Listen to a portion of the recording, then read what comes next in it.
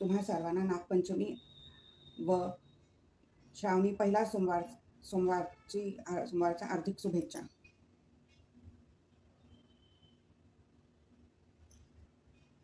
आज मी तुम्हाला सांगणार आहे नागपंचमीची एक छोटीशी कथा. नागपंचमीबद्दलची ही एक प्रसिद्ध आणि सुंदर कथा. एका गावात एक शेतकरी आपल्या कुटुंबासोबत राहत होता. त्याला 2 मुले आणि एक मुलगी होती.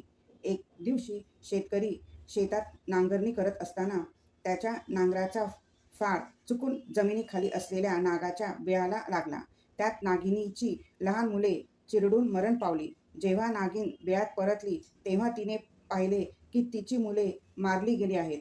यामुळे नागिन प्रचंड रागवली आणि तिने शेतकऱ्याच्या संपूर्ण कुटुंबाचा बदला घेण्याचे ठरवले. त्याच रात्री नागिनीने शेतकऱ्याच्या घरी जाऊन शेतकरी, त्याची पत्नी आणि 2 मुलांना दंश मारला. त्यानंतर ती त्याच्या मुलीला मारण्यासाठी गेली, पण मुलीचे घराच्या दारात आधीच पूजेचे ताट तयार ठेवले होते. तिने अत्यंत भक्तिभावाने नागिनीची पूजा केली, तिला दुधाचा नैवेद्य दाखवला आणि तिची क्षमा मागितली. मुलीची ती भक्ती, नम्रता आणि पूजा पाहून नागिनीचा राग शांत झाला. नागिनीने तिचे दूध प्यायले आणि प्रसन्न होऊन तिच्या कुटुंबाला पुन्हा जिवंत केले. या दिवशी नागदेवाची पूजा करून त्याला दुधाचा नैवेद्य दाखवला जातो.